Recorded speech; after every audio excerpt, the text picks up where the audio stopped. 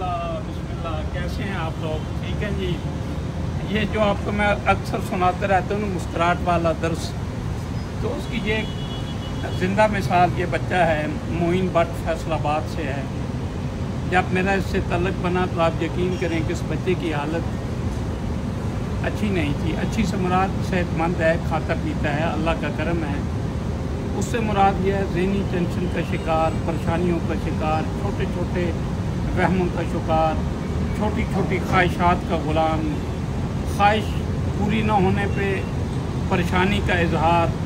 तो जब इसकी हमसे दोस्ती हुई, अल्लाह ने जब हमें इस बच्चे से मिलाया, तो आप यकीन करें कि उस कैफियत से निकालने के लिए मुझे टाइम इसलिए लगा कि शायद अल्लाह की तरफ से इसकी तौफीक का टाइम नहीं था। जब अल्लाह करीम ने इसको तौफीक दी, अल्लाह ने जब मेरी ज़बान को तौफीक दी कि इसके दिल पे बात उतरे, तो आप यकीन कर लें कि इस बच्चे के अंदर चेंज आई।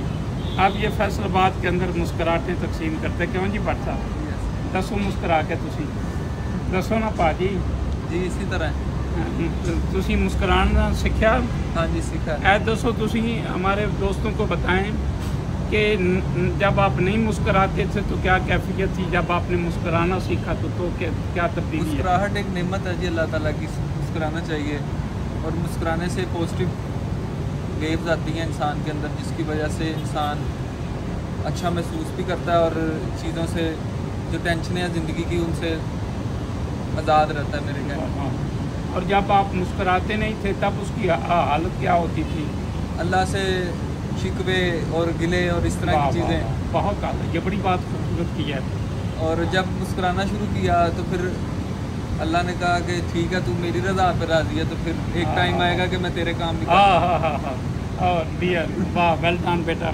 ये देखें बच्चा कितनी बड़ी बात कर गया है। उम्र छोटी है, बात बड़ी कर गया है। लेकिन ये बात पता बंदा कैसे सीखता है, जब आप किसी अच्छे की सोबत इख्तियार करते हैं।